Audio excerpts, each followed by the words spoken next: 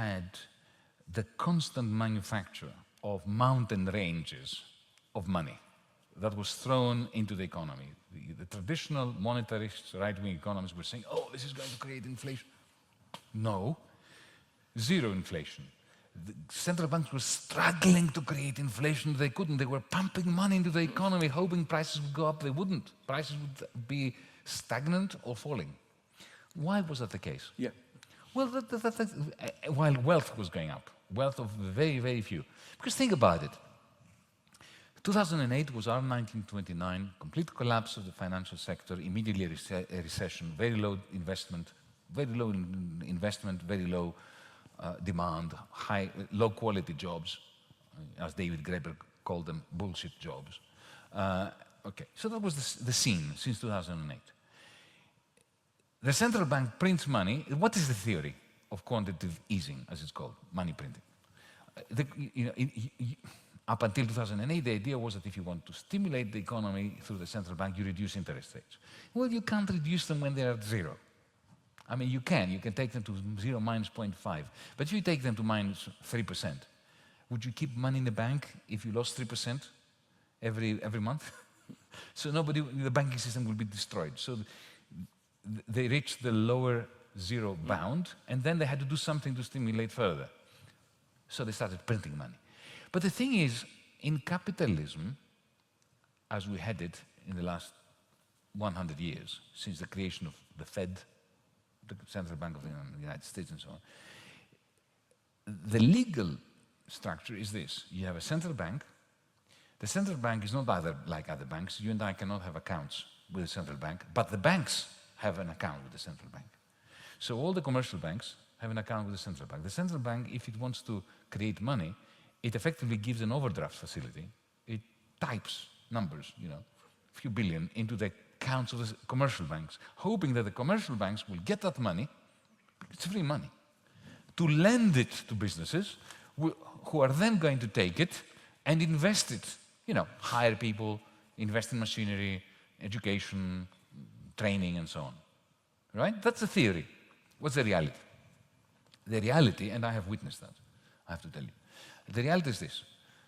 Take the European Central Bank. I could take the Fed or any other, but we are in the Eurozone, so I'll take the European Central Bank. The European Central Bank, somebody from the office, the staff, calls up Deutsche Bank. Says, I've got a couple of trillion euros. I will give it to you at -0.5 interest rate. You know what that means. I will pay you to take it. I will pay you 0.5% to take it. I mean, who in their right mind says no? Imagine if I were to say that I'm going to pay you to take money off my hands. So Deutsche Bank says, give it to me. Now, Deutsche Bank looks at all the people out there who suffer austerity, who have bullshit jobs, and says, yeah, as if I'm going to lend it to them. I will never get it back.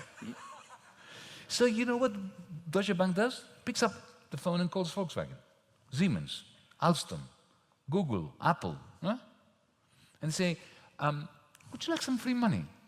I've got a few billion here. I'll give it to you for free. Zero.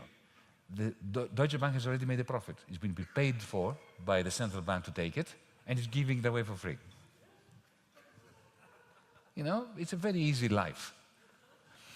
For those people. Yeah. Volkswagen, already, by the way, Google.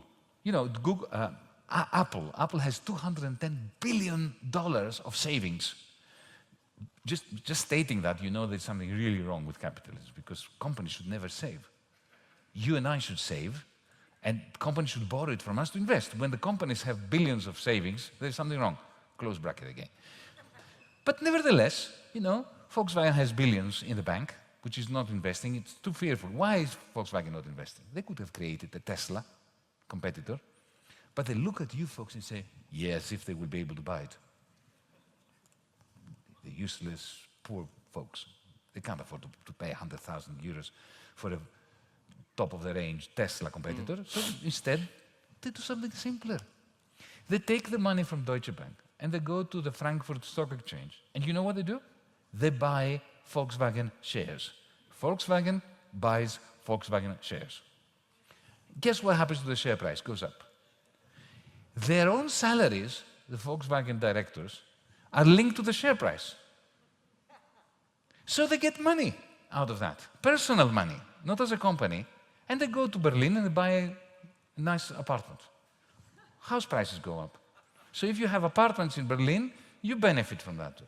So there is a lot of asset price inflation, but the little people out there don't have money to buy anything, so there's no price inflation. So that was the situation up until now. Now things are getting slightly demented and different. What happened was COVID-19. During this period of globalization, of the neoliberal story, not the reality of the story,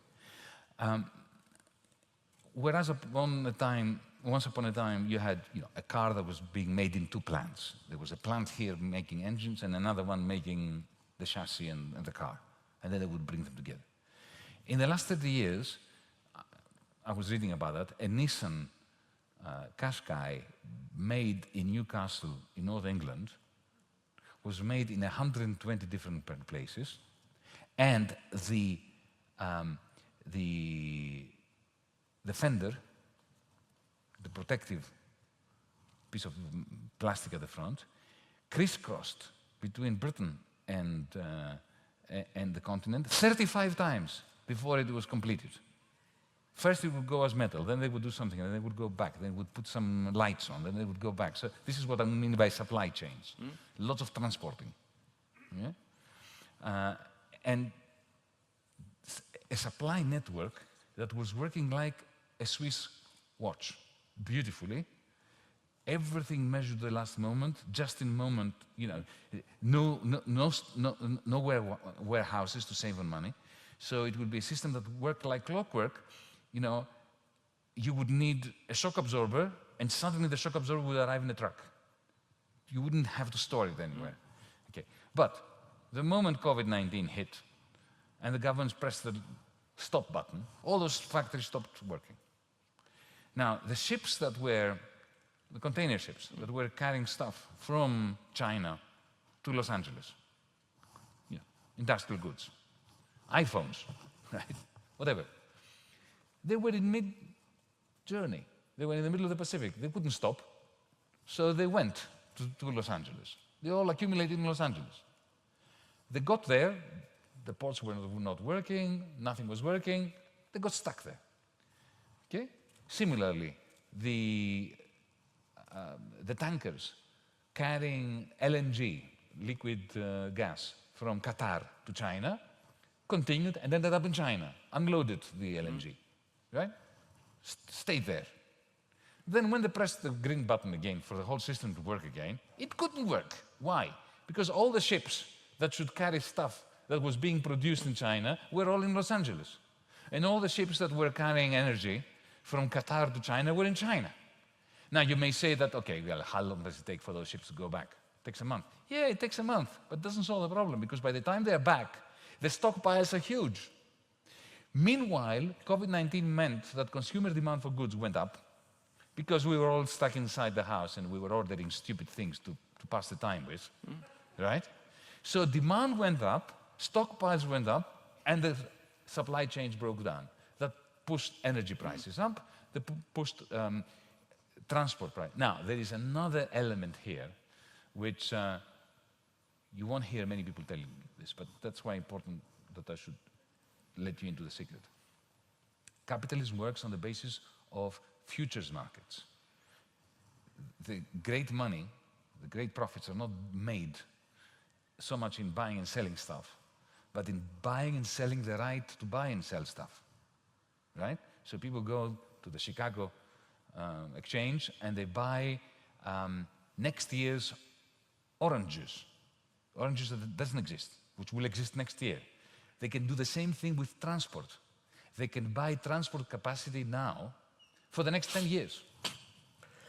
So speculators who predicted that the transport costs for a container would go up because of this, of what I just described, they went in and bought the transport capacity of 80% of shipping all at once. And their game now is to starve the market of transport capacity in order to push the price up further. So these futures capitalist markets are turbocharging the problem that COVID-19 created with supply chains. And similarly with energy. With energy, you have other aspects too. You have Vladimir Putin, who is playing games with the European Union in order to convince the European Union to give the green light in a democratic debate. to give the green light to the Nord Stream 2 pipeline that bypasses Ukraine and going through down the Baltic Sea to Germany.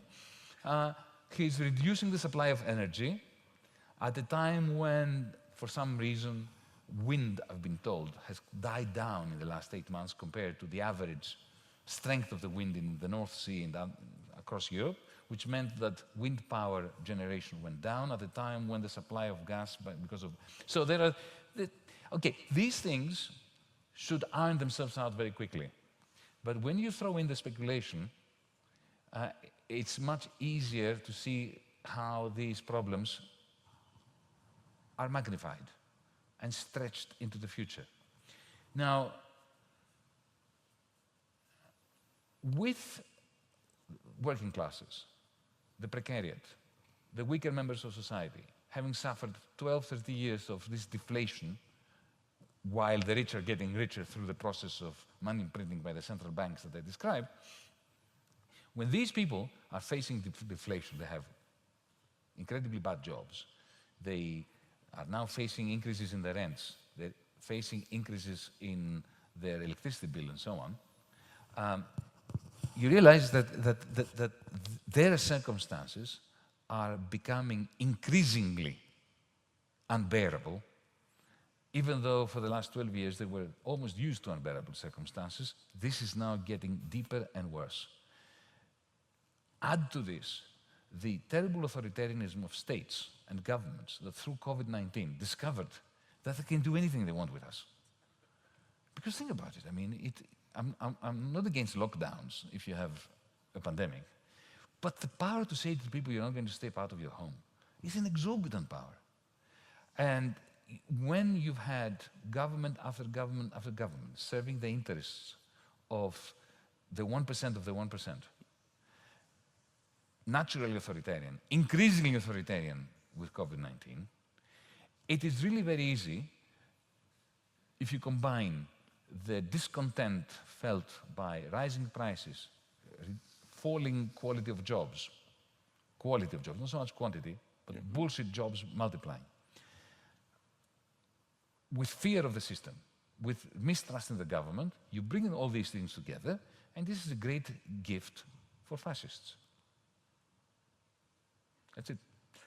Okay, let's now do the next step. I agree with the dark image you painted of where we are.